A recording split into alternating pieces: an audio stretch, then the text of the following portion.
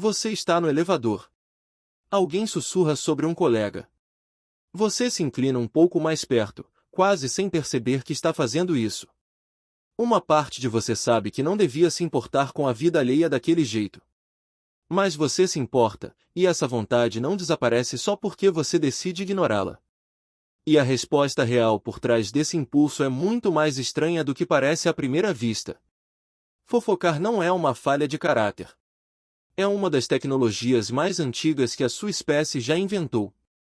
Bem antes da escrita, da agricultura ou de qualquer ferramenta de pedra polida, seus ancestrais já estavam trocando informações sobre quem fez o que com quem. Isso não era fraqueza social.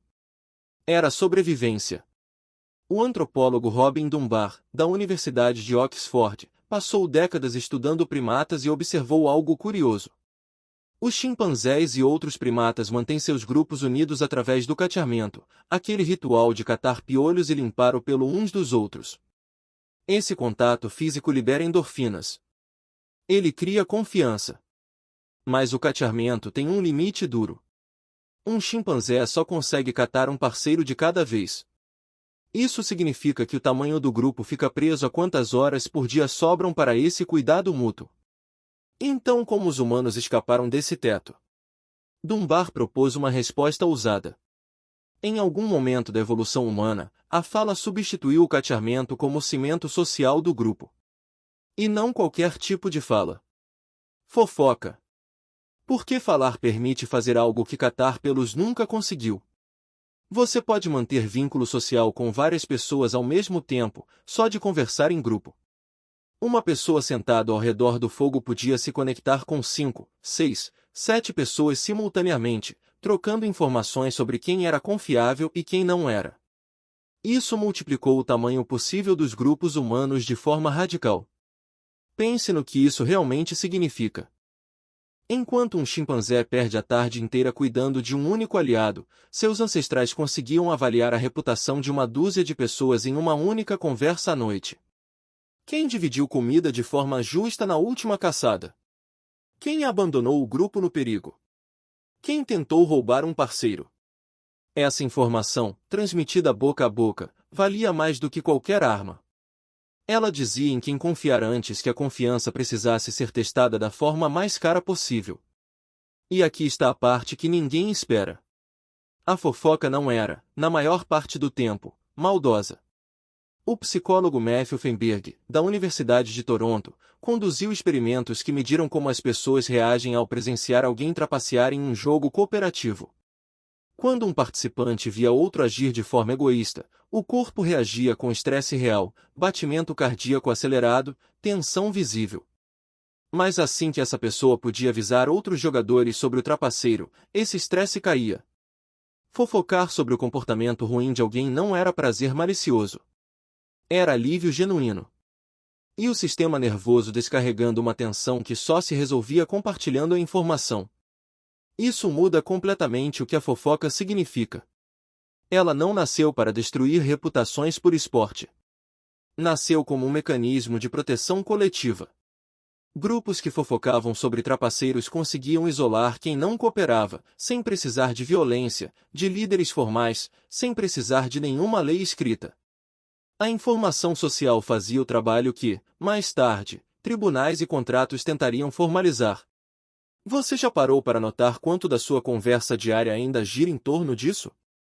O antropólogo Nicholas Emler, que estudou padrões de conversa cotidiana no Reino Unido, descobriu algo que surpreende a maioria das pessoas. Cerca de 2/3 de todas as conversas humanas comuns, gravadas em contextos naturais, giram em torno de quem fez o que, quem está namorando quem. Quem se comportou bem ou mal com o grupo.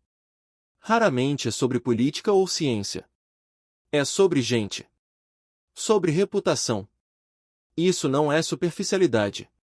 É o software social mais antigo que você tem, ainda rodando em segundo plano. Por que ele persistiu por tanto tempo, mesmo depois de leis, polícia e contratos? Por que nenhuma dessas instituições é rápida o suficiente? Antes de assinar um contrato hoje, você provavelmente pergunta a um amigo em comum o que ele acha da outra pessoa. Antes de contratar um prestador de serviço, você lê avaliações escritas por estranhos. Isso é fofoca com roupa nova. A tecnologia mudou. O impulso por trás dela, não. E há uma reviravolta que a maioria ignora completamente. Fofocar exige um tipo de inteligência que quase nenhum outro animal possui em escala parecida. Para fofocar bem, você precisa lembrar quem fez o quê. Precisa entender como essa informação vai afetar quem está ouvindo. Precisa prever como o alvo da fofoca vai reagir se descobrir. Isso é teoria da mente em ação constante, a capacidade de simular o que se passa na cabeça dos outros. Alguns pesquisadores argumentam que a pressão para gerenciar redes sociais complexas, cheias de fofoca, alianças e reputações, foi um dos motores que empurrou o cérebro humano a crescer tanto em relação ao corpo. Não foi só caçar mamutes que exigiu inteligência. Foi acompanhar quem estava confiável na sua própria tribo. Isso reformula completamente aquele momento no elevador. Você não está sendo fraco por se interessar na conversa alheia. Seu cérebro está rodando um cálculo que levou centenas de milhares de anos para se aperfeiçoar. Quem é confiável aqui? Quem representa risco? Essa pergunta, hoje disfarçada de curiosidade casual, já decidiu quem sobrevivia e quem era expulso do grupo em savanas onde ser expulso significava morrer sozinho. Mas existe um limite claro entre a fofoca que construiu sociedades e a fofoca que as corrói. A mesma pesquisa de Feinberg revelou algo importante sobre esse limite. Quando a informação é verdadeira e protege o grupo de alguém que realmente prejudicou outros, ela fortalece a cooperação.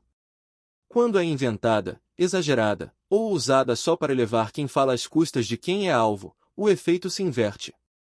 Em vez de proteger o grupo, ela espalha desconfiança, porque ninguém mais sabe em quem confiar, nem mesmo em quem está fofocando.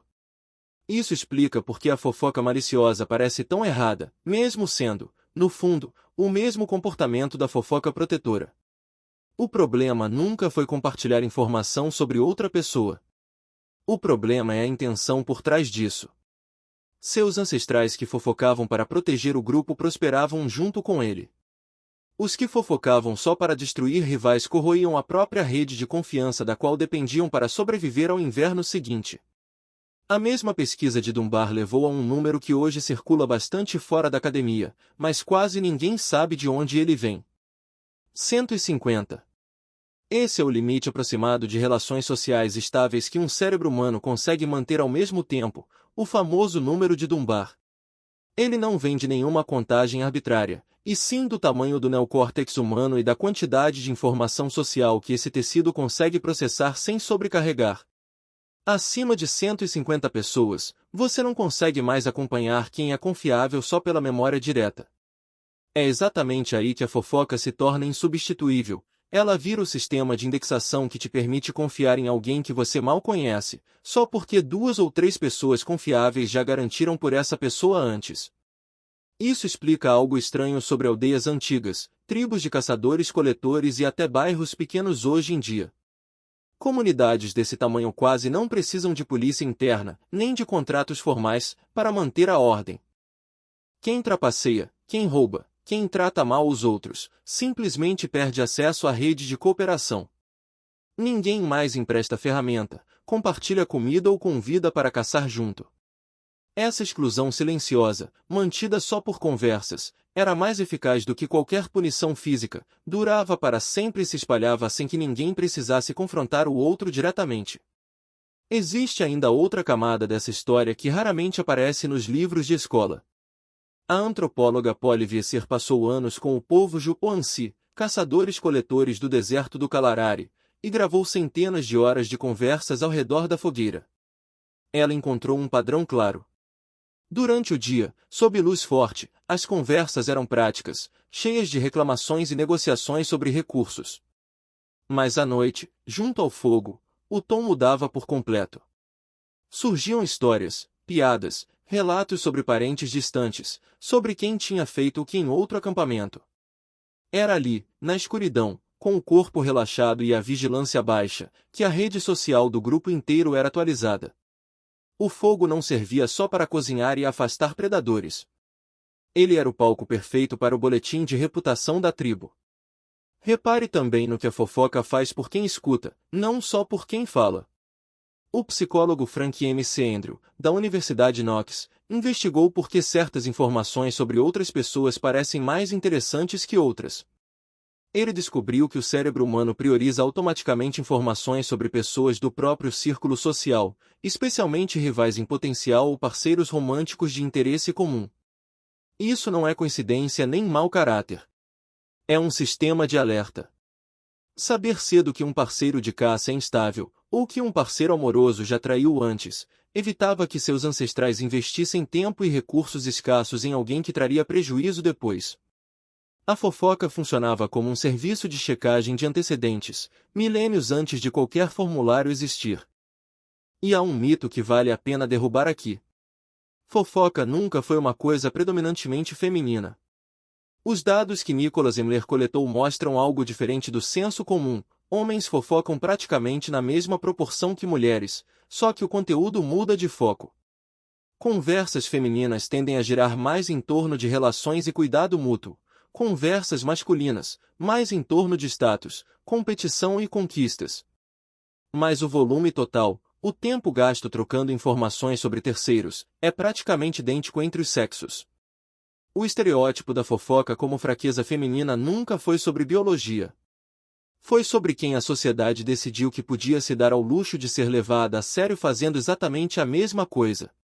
Hoje você troca essa mesma informação em grupos de mensagem, em comentários, em conversas de corredor no trabalho. A escala mudou de uma fogueira para uma tela. Mas o mecanismo por baixo é o mesmo de muito antes da roda, da escrita, de qualquer cidade.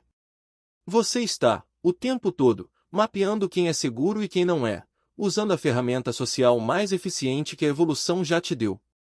Então, da próxima vez que você se pegar se inclinando um pouco mais perto daquela conversa no elevador, saiba o que está realmente acontecendo.